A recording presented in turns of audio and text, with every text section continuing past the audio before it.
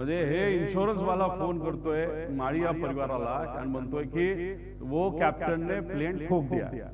म्हणजे अशा पद्धतीची भाषा त्यांची आहे. आणि याच्या आधी मग ते कॅज्युअली या सगळ्या विषयाला वकील सुद्धा कॅज्युअली घेतोय आणि तो विके सिंग सुद्धा कुठेतरी जो मालक आहे तो कॅज्युअली घेतोय असं आमचं मत आहे. आता ह्याच्यामध्ये एक जे माळी परिवार आहे त्यांना एक आलेला फोन तो आहे VSR चा जो वकील आहे त्यांनी त्यांना फोन केला. त्यातला छोटासा पार्ट फक्त त्या ठिकाणी आम्ही देत आहोत. वाजवा. दिन कप्तान साहब ने गलती कर दी, ठोक दिया जाके, क्या करोगे?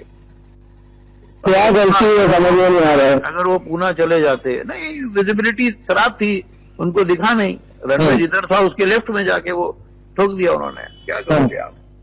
म्हणजे हे इन्शुरन्स वाला फोन करतोय माळी या परिवाराला आणि म्हणतोय की वो कॅप्टन ने प्लेन ठोक दिया.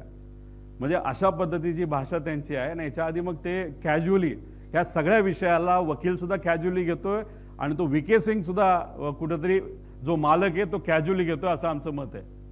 आता हा रिपोर्ट आहे, हा सॅटेलाइट रिपोर्ट असतो, हा आपल्या त्या ठिकाणी मिळतो. पुणे विमानतळ हद्द 55 नॉटिकल माइल्स असते आणि बारामती हे 44 मध्ये येतं. तर आमचा प्रश्न आहे पुण्याली या विमानाला बारामतीकडे जायला परवानगी कशी दिली ATC ला, हा सुद्धा आमचा प्रश्न आहे. मुंबईवाल्यांनी टेक ऑफ कसं करून दिलं हे इन्व्हेस्टिगेशन मध्ये आलं पाहिजे. नाहीतर AI बिली हे बघायला पाहिजे होतं. ते दुर्दैवाने या रिपोर्टमध्ये बघितलं नाही. फक्त सांगितलंय ही विजिबिलिटी होती जी विजिबिलिटी 5000 मीटरपेक्षा कमी होती जी अलाउड नाहीये.